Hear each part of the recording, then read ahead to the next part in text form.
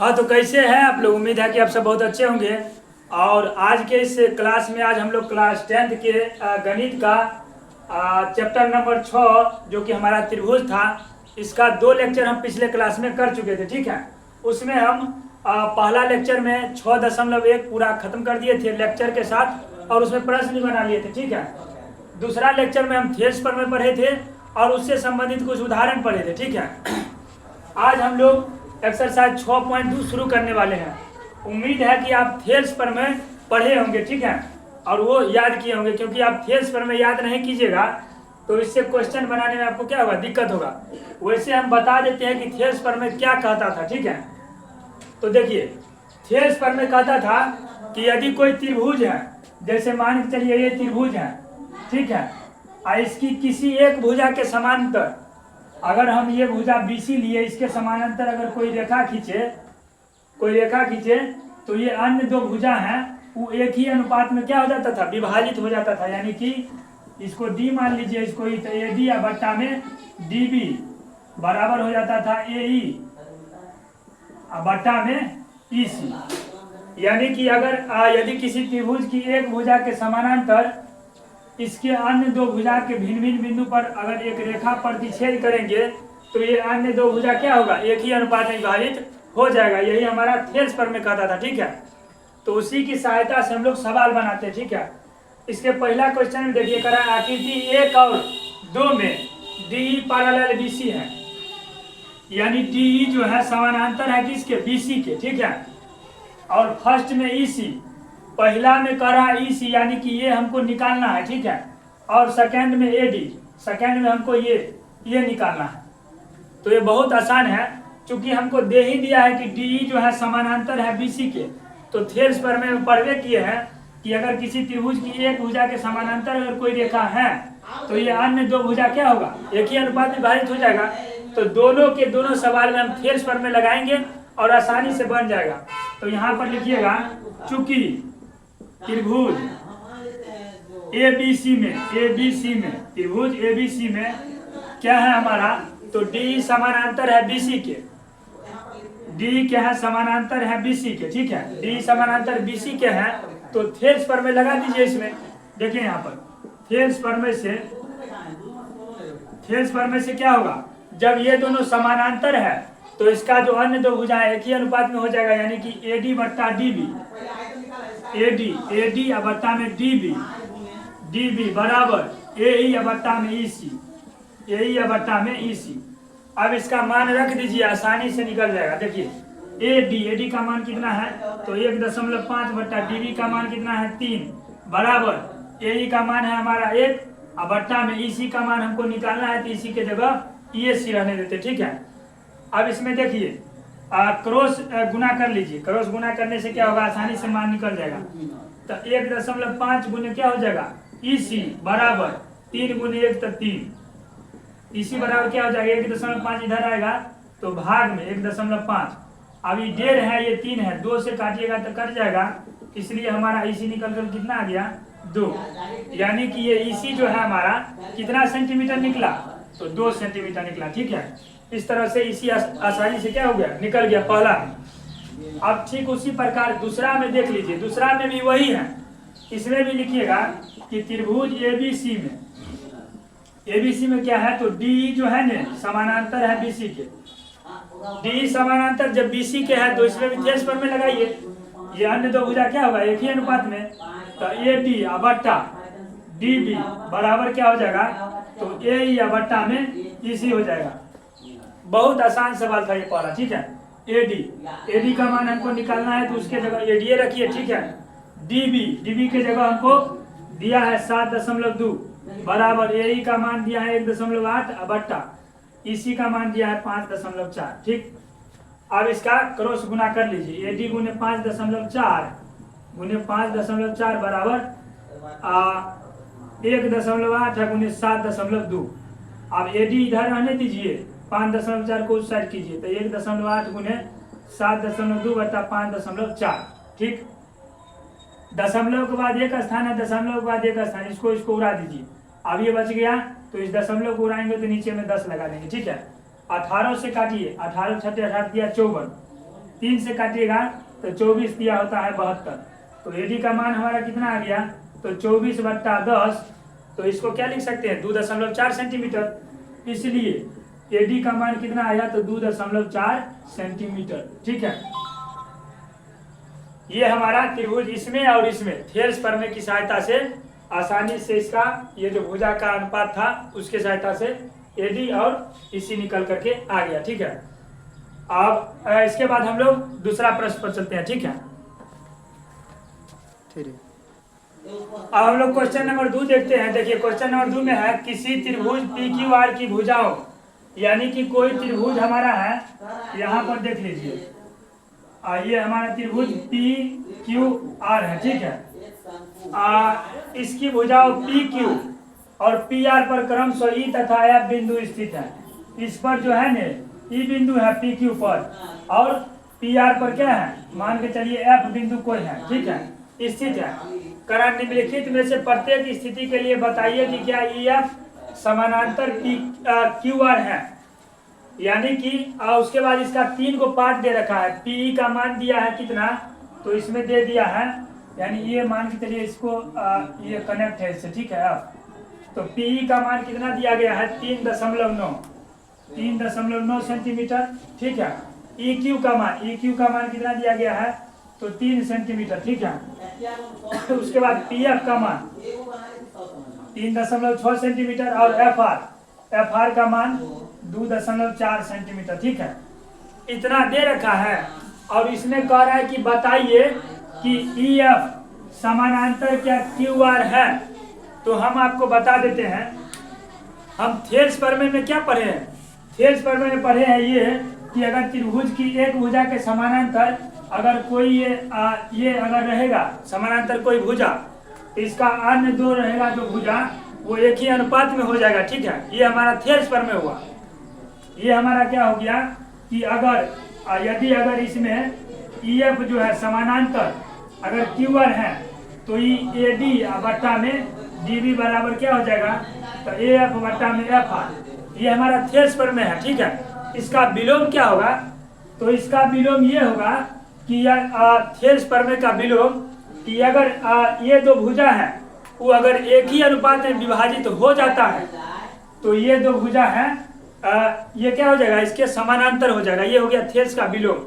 कहने का मतलब ये हो गया कि अगर ये दोनों समानांतर है तो ये दोनों भुजा एक ही अनुपात में हो गया, ये थेल्स प्रमेय। इसका विलोम क्या, तो अगर ये दोनों भुजा एक ही अनुपात में है तो ये दोनों क्या होगा, समानांतर हो जाएगा। ठीक है, ये हमारा है थेल्स विलोम। तो उसी की सहायता से क्या करेंगे, हम चेक करेंगे कि यह इसका और इसका अनुपात बराबर है, उसका जिसका और इसका अनुपात बराबर है। अगर बराबर आएगा तो थेल्स प्रमेय के विलोम से कह सकते हैं कि EF जो है QR के क्या हो जाएगा, समानांतर हो जाएगा। तो इसका निकालते हैं। देखिए यहाँ पर पहला का देखिए सॉल्यूशन। पहला में त्रिभुज PQR है ना, ठीक है, त्रिभुज PQR में PE या डायरेक्ट PE बट्टा में EQ लीजिए। EQ बराबर कितना आता है, तो PE का मान है 3.9 बट्टा में EQ का मान है 3। तो हमारा आएगा कितना, तो काटिएगा इसको काटिएगा तो 3 एकम 3 यानी कि 1.3 आएगा। 3 एकम 3 और 3 तिया 9 काटने के बाद यानी PE या बट्टा EQ कितना आया, 1.3 आया। ये इसका अनुपात। अब उसका अनुपात निकालिए। तो PF बट्टा में FR। ठीक है, तो PF बट्टा में FR, PF बट्टा FR निकाले तो PF का मान 3.6 और FR का मान 2.4। इसको जब काटिएगा तो कितना से कटेगा, दशमलव के बाद एक अंक है उड़ा दिए। अब देखिए 2 से काटिएगा तो 18 दूना 36 और 12 दूना 24। फिर 6 से काटिएगा तो 6 दूना 12 और 6 तरीका 18 यानी 3/2 आया। इसको दशमलव में कीजिएगा तो 1 दशमलव और 3 पर 0 कितना हो जाएगा, 1 पर 0 10, 1.5 आ गया। अच्छा, इसका अनुपात हम निकाले तो कितना आया, 1.3 आया है। ठीक है, लेकिन इसका अनुपात निकाले तो हमारा 1.5 आ गया, जो कि बराबर नहीं है। जब ये दोनों का अनुपात बराबर नहीं है तो थेल्स प्रमेय के विलोम लगा देंगे, यानी कि थेल्स प्रमेय के विलोम से कह देंगे कि ये दोनों क्या होगा, समानांतर नहीं होगा। क्योंकि अगर आ जाता तब तो समानांतर हो जाता। ठीक है, तो लिखिएगा, अतः थेल्स प्रमेय के विलोम से क्या होगा, तो EF जो है, EF समानांतर जो है QR नहीं है। ठीक, ये हमारा हो गया दूसरा का पहला, जो कि बहुत ही आसान था। ठीक है, अब हम लोग दूसरा का दूसरा देखते हैं। ठीक है, ये आप उतार लीजिएगा। ठीक है, हम इसी त्रिभुज में ये पॉइंट खाली मिटा करके और दूसरा बनाते हैं। ठीक है,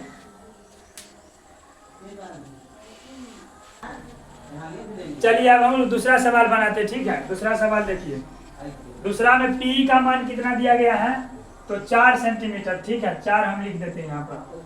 QE का मान कितना दिया गया है, QE का मान तो 4.5। ठीक है, उसके बाद PF का मान, PF 8 और RF का मान 9। इतना लिख लिए। अब इसके बाद इसका अनुपात निकालेंगे, बस जैसे पहला सवाल किए हैं उसी तरह ये भी करेंगे। ठीक है, तो देखिए हम अनुपात डायरेक्ट निकालते हैं। P/EQ, P/EQ बराबर क्या है, तो 4 बट्टा में 4.5, दशमलव उड़ाएंगे तो ऊपर 0 लगाएंगे तो आएगा कितना हमारा, 5 से काटेंगे तो 8 5 से 40 और 9 5 से 45, यानी कि 8 बट्टा ये 9 आया हमारा। ठीक है, P/EQ का अनुपात। अब PF/FR, यानी PF/FR देखिए, तो PF/में बराबर कितना आ जाएगा, तो 8/9, ये डायरेक्ट है। तो यहाँ पर एक चीज देखिए, इसका अनुपात और इसका अनुपात, कहने का मतलब इसका अनुपात और इसका अनुपात क्या हुआ है, तो बराबर आ गया। तो इसमें लिखिएगा थेल्स प्रमेय के विलोम से, थेल्स प्रमेय से नहीं, क्योंकि थेल्स प्रमेय में जब समानांतर रहेगा तब ये क्या हुआ, एक ही अनुपात में, लेकिन यहाँ एक ही अनुपात में है तो थेल्स प्रमेय के विलोम से ये दोनों समानांतर हो जाएगा। ठीक है, लिखिएगा, अतः थेल्स प्रमेय के विलोम से, थेल्स प्रमेय के विलोम से क्या हो जाएगा, EF समानांतर हो जाएगा QR। तो EF समानांतर QR है। ठीक है, अब हम लोग इसका तीसरा पार्ट देखते हैं। ठीक है, अब हम लोग क्या करते हैं, दूसरा का तीसरा देखते हैं। ठीक है, तीसरा में देखिए, करा PQ बराबर 1.28 सेंटीमीटर। PQ यानी कि यहाँ से यहाँ तक का मान आप दे दिया है। यहाँ ध्यान से देखिए, यहाँ से लेकर के और यहाँ तक इस पूरे का मान दे दिया। ठीक है, यहाँ से यहाँ तक का मान, यहाँ से यहाँ कितना दिया है, तो 1.28 सेंटीमीटर, 1.28। ठीक है, PR मतलब ये पूरे भुजा का दे दिया है, यहाँ से यहाँ तक का। ठीक है, कितना दिया है, तो 2.56 इस पूरे का मान दे दिया। ठीक, इसके बाद देखिए PE यानी कि P और E, इसका इतना दूर का मान कितना दिया है, तो 0.18। ठीक, उसके बाद PF, P और F, इसका मान कितना दिया है, 0.36। ये थोड़ा सा दिमाग लगाने वाला है कि आप देखिए, आप ये पूरे का मान दे दिया है और इतना का मान दे दिया है, तो सबसे पहले हमको अनुपात निकालने के लिए इसका मान निकालना पड़ेगा और इसका मान निकालना पड़ेगा। ठीक है, तो इसका मान अगर हमको निकालना है तो इस पूरे में से इतना घटा देंगे तो ये निकल कर आ जाएगा। ठीक है, तो यहाँ पर क्या लिखेंगे, EQ बराबर, अगर हमको इसका मान चाहिए EQ का, तो इस पूरे में से इतना घटाइए, यानी कि PQ में से PE का मान घटाइए, PE का। ठीक है, तो PQ का मान कितना है पूरे का, तो 1.28 है, माइनस PE का मान कितना है, तो हमारा 0.18। ठीक है, इसको आप घटाइएगा तो कितना आएगा, देखिए ध्यान से, 8 में से 8 गया तो 0, 2 में से 1 गया 1 और 1 में से 0 गया तो 1, यानी कि इसका 1.1 आया मान। ठीक है, किसका, तो EQ का, ई क्यू यानी ये 1.1 आया है, ठीक है। उसके बाद देखिए पी एफ का मान दिया गया है, एफ आर का मान निकालना है, एफ आर का मान निकालने के लिए पी और आर इस पूरे में से इतना का मान आप घटा दीजिए, इतना का एफ पी एफ का, ठीक है। तो P R minus P F, ठीक है, पी और एफ, पी आर का मान कितना दिया गया है तो 2.56 माइनस पी एफ का मान 0.36। इसको जब कीजिएगा घटाइएगा तो 6 में से 6 गया तो 0 और ये हो गया 5 में से 3 गया तो 2 और 2 का 2 यानी कि 2.2 आया, ठीक है। इसका मान और इसका मान हमको निकल करके आ गया। अब हम लोग क्या करते हैं, अनुपात निकाल लेते हैं, क्योंकि अनुपात निकालेंगे तब ये पता चलेगा कि ये और ये भुजा समानांतर है या नहीं, ठीक है। तो देखिए यहाँ पर पी एफ बट्टा में पी ई बट्टा में ई क्यू इसका मान कितना आता है तो 0.18 बट्टा में 1.1, ठीक है। इसका मान इतना है। उसके बाद पी एफ बट्टा में एफ आर बराबर कितना आएगा तो 0.36 बट्टा में 2.2 है। इसको 2 से काटिएगा तो आपका आ जाएगा 0.18 बट्टा में 1.1। यहाँ पर देखिए, यहाँ पर देखिए, यानी कि ये दोनों भुजा का अनुपात क्या हुआ तो हमारा बराबर आ गया। अनुपात जब बराबर आ गया तो थेल्स के विलोम से यानी थेल्स प्रमेय के विलोम से ई एफ समानांतर क्या हो जाएगा, क्यू आर हो जाएगा, ठीक है। तो लिखिएगा अतः थेल्स प्रमेय के विलोम से, थेल्स प्रमेय के विलोम से क्या हो जाएगा तो ई एफ इसके समानांतर क्यू आर के, ई एफ समानांतर क्यू आर, ठीक है अभी लिख दीजिए। इस तरह से हमारा क्वेश्चन नंबर 2 क्या हो गया, इसका 3 को पार्ट था वो खत्म हो गया। हम लोग क्वेश्चन नंबर 3 पर चलते हैं। अब हम लोग आइए क्वेश्चन नंबर 3 देखते हैं 6.2 का। इसमें कह रहा है आकृति में यदि एल एम समानांतर है सी बी, ये आकृति आपके किताब में दिया गया है, ठीक है। इसमें कह रहा है एल एम, एल और एम ये समानांतर किसके हैं, बी सी के हैं, ठीक है। सी बी बोलिए या बी सी बोलिए वही बात हुआ। और एल एम, एल और एन समानांतर किसके हैं, सी डी के, ठीक है। ये आपके किताब में दे रखा है, फिगर भी दिया है, ठीक है। तो कह रहा है सिद्ध करना है ए एम बट्टा ए बी, ए एम बट्टा में पूरा ए बी बराबर में क्या आना चाहिए तो ए एन बट्टा में पूरा ए डी। यानी कि ध्यान से देखिए, इसको लेना है और इसको लेना है, यानी इसमें 2 त्रिभुज बनना है, एक त्रिभुज ये ए बी सी और ये ए डी सी। तो देखिए इसमें 2 बार थेल्स प्रमेय आपको लगाना पड़ेगा, ठीक है। तो आइए इसको पहले बनाते हैं। बनाने का सीक्वेंस क्या है तो जो जो पहले दिया है उसको लिख लेंगे, ठीक है। देखिए यहाँ पर दिया क्या है, दिया है एल एम समानांतर है सी डी के तथा एल एन समानांतर है सी डी, ये हमारा दिया हुआ था, ठीक है। सिद्ध क्या करना है, सिद्ध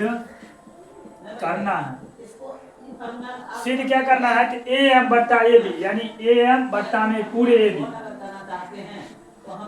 ए एम बट्टा में ए बी बराबर ए एन बट्टा में पूरे ए डी, ए एन बट्टा में ए डी। देखिए अगर इसमें और इसमें आपको सबसे पहले क्या करना है, थेल्स प्रमेय लगा दीजिए इस वाले त्रिभुज में और इस वाले त्रिभुज में, क्योंकि समानांतर भुजा दे रखा है, समानांतर भुजा दे रखा है तो थेल्स प्रमेय लगाइए। 2 बार समानांतर दिया है इसका मतलब 2 बार थेल्स प्रमेय लगेगा, उसके बाद सोचेंगे आगे, ठीक है। तो ध्यान से देखिए, लिखिएगा त्रिभुज पहले ए बी और सी, ये ऊपर का जो त्रिभुज है ये वाला त्रिभुज, ये और ये वाला, इसमें आप थेल्स प्रमेय लगाइए। त्रिभुज एबीसी में ए बी और सी ये वाला जो त्रिभुज ऊपर का बन रहा है, इसमें एल एम क्या है, समानांतर है बी सी के, एल एम समानांतर है सी बी के।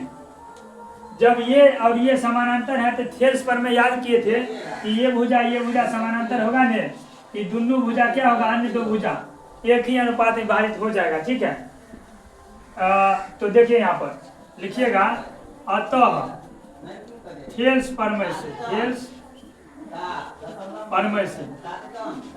परमेश क्या होगा, तो AM बट्टा MC बराबर में AL बटा LC, क्योंकि थेल्स पर में आपको याद होगा इस तरह से होता था, ABC मान के लिए E और F, तो ये भुजा और ये भुजा जब अगर समानांतर होता है तो ये अन्य दो भुजा एक ही अनुपात में विभाजित हो जाता था। यहाँ पर ये भुजा देखिए समानांतर है, तो ये जो बचलका दूगो भुजा है वो एक ही अनुपात में होबे करेगा, ठीक है। तो देखिए यहाँ पर थेल्स पर में क्या होगा, AM बट्टा में MB बराबर AL बट्टा में LC, ठीक। इसको समीकरण आप पहला मान लीजिए। अब फिर उसी तरह त्रिभुज AD और C में थेल्स पर में लगाइए, लिखिएगा त्रिभुज ADC में क्या है, तो LN समानांतर है CD के, ठीक है। L और N समानांतर है CD के, LN समानांतर CD क्या है, इसमें भी थेल्स पर में लगाइए, क्या हो जाएगा, AN बट्टा में ND बराबर AL बट्टा में LC, ठीक। ये समीकरण सेकेंड हो गया। अब समीकरण पहला और दूसरा से देखिए, या पहला का मान दूसरा का मान समीकरण पहला में रख दीजिए, क्योंकि AM और MB हमको पहले लाना है, ठीक है। तो समीकरण 2 का मान पहला में रखने पर, देखिए यहाँ पर समीकरण 2 का मान फर्स्ट में रखने पर पहला में रखिएगा, तो AL बट्टा LC जो निकाले हैं इसके बदले में क्या है, दूसरा में AN बट्टा ND है, पहला क्या है, तो AM बट्टा में MB बराबर AL बट्टा LC है, AL बट्टा LC के जगह हम लोग AN बट्टा ND लिखते हैं, ठीक। ये लिख दिए। अब यहाँ से सोचिए इतना करने के बाद कि हमको निकालना क्या है, AM बट्टा AB निकालना है, AM बट्टा AB, लेकिन यहाँ पर है क्या है, MB है। जब उदाहरण हम बताए थे उसमें बताए थे कि जो चीज हमको रखना है ने उसको नीचे रखिए, और जो चीज नहीं रखना है उसको ऊपर भेज दीजिए। तो देखिए AM तो हमको चाहिए, लेकिन हमको MB नहीं चाहिए, हमको चाहिए क्या, AB चाहिए, ठीक है। तो इसको क्या करेंगे, ऊपर भेजेंगे। ऊपर भेजे कैसे, तो व्युत्क्रम कर देंगे, उल्टा कर देंगे, इससे क्या हो जाएगा, ये नीचे आ जाएगा, ये ऊपर चल जाएगा। तो लिखिएगा व्युत्क्रम करने पर, उसके बाद हम यहाँ बना देते हैं, ठीक है। व्युत्क्रम जब इसको कीजिएगा तो AM क्या आ जाएगा, नीचे MB ऊपर, तो लिखिएगा MB बट्टा MB या बट्टा में AM बराबर क्या हो जाएगा, तो ये भी उल्टा हो जाएगा, ND ऊपर चल जाएगा, ND या बट्टा में AN आ जाएगा नीचे AN। इतना कर लिए। अब एक बात सोचिए, हमको नीचे में MB जो है MB इतना में अगर हम AM जोड़ दे तो हमारा AB पूरा हो जाएगा, ठीक है। इसके लिए करते क्या थे, तो हम बोले हैं कि अगर इतना दिया गया है, इतना जोड़ना है ने, तो दोनों तरफ 1 जोड़ दीजिए, आपका मान आ जाएगा, ठीक है। तो इसमें भी वही करते हैं, देखिए दोनों तरफ क्या करते हैं, दोनों तरफ 1 जोड़ देते हैं। जोड़ने पर ये आपको प्रैक्टिस करते करते आदत हो जाएगा, ठीक है, कि ऐसा करना है, इस तरह का आएगा तो हमको 1 जोड़ना है, ठीक है। तो यहाँ पर देखिए MB बट्टा में AM प्लस 1 जोड़ेंगे इसमें भी, और ND बट्टा में AN प्लस में 1 इसमें भी जोड़ेंगे, ठीक है। अब इसका और इसका एलसीएम लीजिए, बट्टा में कुछ नहीं है 1, बट्टा में कुछ नहीं है 1। अब AM और 1 का एलसीएम कितना आ जाएगा, तो AM ही आएगा, ठीक है। अब AM से AM लगेगा तो यहाँ पर ऊपर में MB या प्लस 1 मरतबे लगेगा तो AM बराबर, यहाँ पर नीचे में AN रहेगा, ऊपर में ND या प्लस में 1 है तो 1 के AN, ठीक है। अब ध्यान से देखिए यहाँ पर MB मतलब इतना को और ए एम इतना को दोनों को जोड़िएगा तो पूरा ए बी के बराबर नहीं आ जाएगा। तो इस पूरे के बदले हम लोग क्या लिख देते हैं ए बी, तो ऊपर में हो जाएगा ए बी बट्टा में ए एम बराबर एन डी और ए एन डी एन और डी इतना को और ए एन इतना को इतना। देखिए एन डी मतलब इतना और ए एन मतलब इतना, इस पूरे को जोड़िएगा तो क्या आ जाएगा, इसके बदले हम लोग ए डी पूरा लिख सकते हैं।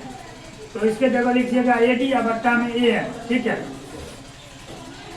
अब हमको देखिए चाहिए क्या, तो चाहिए हमको ए एम बट्टा में ए बी, ए एम बट्टा में ए बी यानी कि ए एम ऊपर चाहिए ए बी नीचा चाहिए।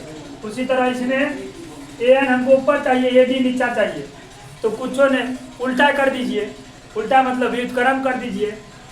तो लिखिएगा व्युत्क्रम करने पर जब इसको आप व्युत्क्रम कीजिएगा उल्टा कीजिएगा तो ए एम हो जाएगा ऊपर और बट्टा में ए बी हो जाएगा नीचे बराबर, इसमें भी ए एन बट्टा में ए बी, ठीक है। यही हमको बोल रहा था सी करने के लिए। यहाँ पर देखिए हम क्या क्या किए हैं। सबसे पहले देखिए एक बार इस पूरे में इस त्रिभुज में और इस त्रिभुज में एल एम और बी सी ये समानांतर दे रखा था, कुछ ने किए। फेस पर में हमको याद था, फेस पर में क्या करा था कि ये भुजा अगर समानांतर है किसी त्रिभुज में कि दोनों भुजा होता है एक ही अनुपात में विभाजित हो जाता है, बस वही काम किए, भाषा के रूप में लिखे हैं। पहला समीकरण इसको ले लिए। उसी तरह ये भुजा समानांतर है, ये भुजा और ये भुजा अन्य दो भुजा एक ही अनुपात में हो जाएगा, इसमें भी वही किए। और पहला से दूसरा में मान रख दिए। और मान रखने पर यहाँ पर एक छोटा सा ट्रिक है कि हमको जो चाहिए उसको नीचे रखिए, जो नहीं चाहिए उसको ऊपर भेजिए। ऊपर भेजने के बाद एक जोड़ दिए, हमारा मान आ गया, ठीक है। तो इस तरह आई होप कि क्वेश्चन नंबर 3 समझ गए होंगे। अब क्वेश्चन नंबर 4 देखते हैं। अब देखिए हम लोग क्वेश्चन नंबर 4 देख रहे हैं। इसमें कह रहा है आकृति में डी समानांतर क्या है, ए सी है। डी और ई ये जो है ये डी ये समानांतर किसके हैं, ए सी, इस भुजा के, त्रिभुज के इस भुजा के, ठीक है। यानी देखिए ये डबल कर दिए हैं, डबल यानी कि ये भुजा इसके समानांतर है, ठीक है। और डी एफ ये भुजा जो है ए और ई इसके समानांतर है। सिद्ध कीजिए कि बी एफ बट्टा एफ ई यानी बी एफ बट्टा में एफ ई ये वाला त्रिभुज में लगेगा, ठीक है, बराबर में बी ई बट्टा में ई सी। अच्छा देखिए यहाँ पर बी एफ बट्टा एफ यानी ये वाला त्रिभुज का आधार और एक पूरे वाला त्रिभुज ये लेना पड़ेगा, ठीक है। तो इसका जो सीक्वेंस है वो लिखिए। उसके बाद दो बार इसमें समानांतर दे रखा है तो 2 बार फेस पर में लगाएंगे, आराम से आ जाएगा, ठीक है। तो देखिए दिया है, लिखेंगे दिया है क्या, तो डी समानांतर है ए सी और क्या दिया है, तो डी एफ समानांतर है ए, इतना दिया गया है। सिद्ध क्या करना है, देखिए यहाँ पर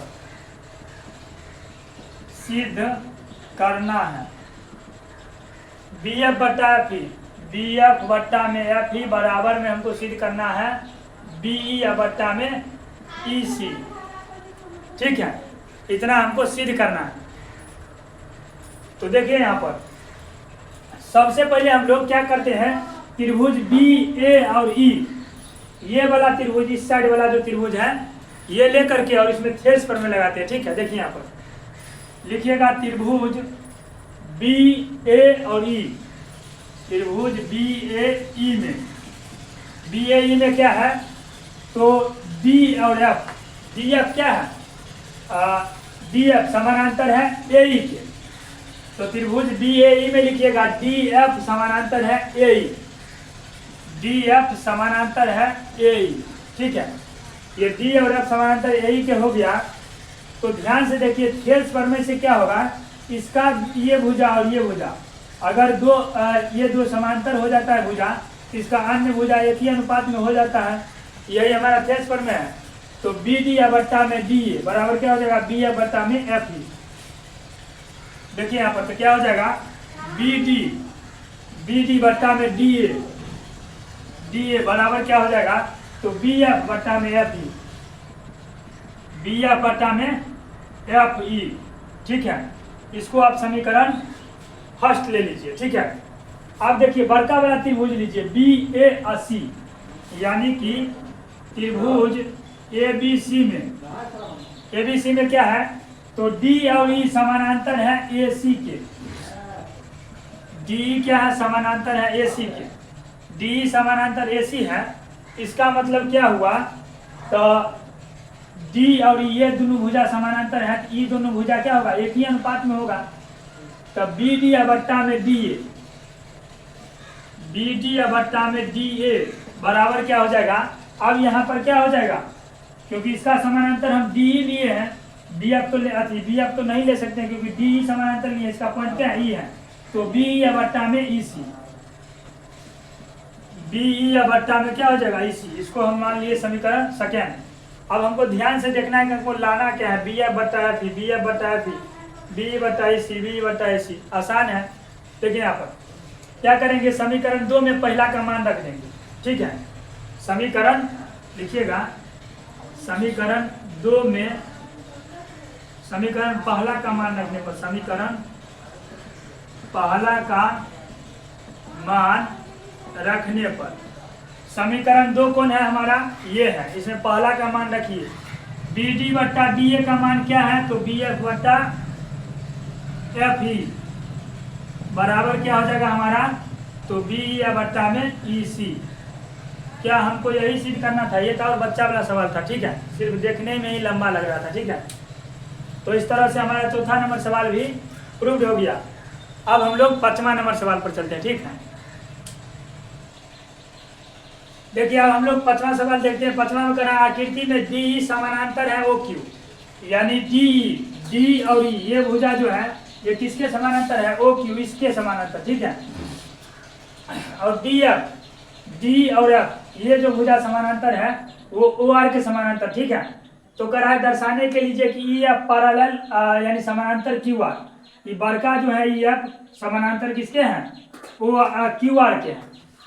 तो देखिए पिक्चर देखने में आपको लगता होगा बहुत भारी, लेकिन कुछ नहीं है, बहुत आसान है। सबसे पहले आप ये त्रिभुज और ये त्रिभुज, अगर ये दोनों त्रिभुज में अगर खेल स्पर में लगाते हैं, इस दोनों त्रिभुज में, कहने का मतलब हमको लाना क्या है? तो पी ई बट्टा में ई क्यू और पी एफ बट्टा में एफ आर अगर ला लिए तो समझ लीजिए कि खेल स्पर में के विलोम से क्या हो जाएगा? जब ये दोनों भुजा एक ही अनुपात में हो जाएगा तो ये पी एफ और क्यू आर अपने आप समानांतर हो जाएगा विलोम से। ठीक है, तो हमको लाना यही है कि पी ई बट्टा में ई क्यू बराबर पी एफ बट्टा एफ आर। इसके लिए करें क्या? तो सबसे पहले ये त्रिभुज और ये त्रिभुज, ये वाला जो त्रिभुज देखते होंगे पी क्यू ओ और पी ओ आर, इसमें क्या करते हैं? खेल स्पर में लगाते हैं। ध्यान से देखिए यहाँ पर सबसे पहले इसके लिखने का जो सीक्वेंस होता है वो लिखिए। दिया है क्या दिया है? तो डी पैरेलल ओ क्यू है। ठीक है, और क्या दिया है? तो D F parallel O R दिया है। ठीक है, डी पैरेलल ओ क्यू है, यानी डी जो पैरेलल है वो क्यू है और D F parallel O R है, ये दिया है। सिद्ध क्या करना है? सिद्ध क्या करना है? तो ई एफ जो है ये इसके समानांतर है। ठीक है, ई एफ जो है समानांतर है क्यू आर के, ये हमको सिद्ध करना है। तो सबसे पहले इसमें और इसमें खेल स्पर में लगाते हैं। ठीक है, पहला त्रिभुज क्या है? तो पी क्यू ओ, तो लिखिएगा त्रिभुज पी क्यू ओ में क्या दिया गया है? पी क्यू ओ में तो ई डी जो है समानांतर है ओ क्यू के, या डी समानांतर है ओ क्यू। क्या दिया गया है? तो डी जो है समानांतर है ओ क्यू के, डी समानांतर ओ क्यू है। इसका मतलब क्या हुआ? तो ये दो भुजा है, ये भुजा और ये भुजा एक ही अनुपात में हो जाए, क्योंकि ये और ये, इसको एक सेकंड के लिए मान के लिए हटा देते हैं इतना दूर। अब देखिए ये भुजा और ये भुजा जब समानांतर है तो ये भुजा और ये भुजा एक ही अनुपात में हो जाएगा। ठीक है, इसको तत्काल के लिए हटा देते हैं, फिर बाद में लिख लेंगे। ठीक है, तो यहाँ पर देखिए ये भुजा समानांतर है, तो ये भुजा और ये भुजा एक ही अनुपात में, यानी कि पी बट्टा में ई क्यू बराबर पी डी बट्टा में डी ओ। ठीक, इसको समीकरण फर्स्ट मानिए। आप फिर त्रिभुज पी ओ आर लीजिए। ठीक है, उसमें भी खेल स्पर में लगाइए। त्रिभुज POR में POR में क्या दिया गया है, तो DF जो है समानांतर है OR के। क्या दिया गया है, तो DF है समानांतर OR के। ठीक, तो इसमें भी थेल्स प्रमेय लगाइए। थेल्स प्रमेय, ये दोनों भुजा अगर समानांतर है तो ये भुजा और ये भुजा एक ही अनुपात में होगा। तो उसमें लिखिएगा PF बट्टा में FR, PF बट्टा में FR बराबर क्या हो जाएगा, तो PD बट्टा में DO, PD बट्टा में DO। ठीक है, आप समीकरण इसको सेकेंड मानिए। ठीक, समीकरण पहला और दूसरा, अच्छा पहला और दूसरा से PE, अच्छा PE बट्टा EQ बराबर में है PD बट्टा DO। देखिए यहाँ पर PF बट्टा FR बराबर PD बट्टा DO है, यानी समीकरण क्या हो गया, सेकेंड हो गया। तो इस साइड देखिए समीकरण पहला में PE बट्टा EQ बराबर PD बट्टा DO है, और इसमें PF बट्टा FR बराबर PD बट्टा DO है। ठीक है, तो समीकरण पहला में दूसरा का मान रख देंगे तो PE बट्टा EQ बराबर PF बट्टा FR आ जाएगा, PE बट्टा EQ बराबर PF बट्टा FR आ जाएगा। तो वही तो हमको लाना था पहले। ठीक है, देखिए यहाँ पर लिखिएगा समीकरण फर्स्ट में समीकरण 2 का मान रखने पर, या 2 से मान रखने पर, समीकरण पहला में मान रखेंगे तो पहला में है PE बट्टा में EQ बराबर PD बट्टा DO का मान किसे क्या रखेंगे समीकरण 2 से, तो PF बट्टा FR। ठीक है, अब देखिए PE बट्टा EQ बराबर PF बट्टा FR आ गया।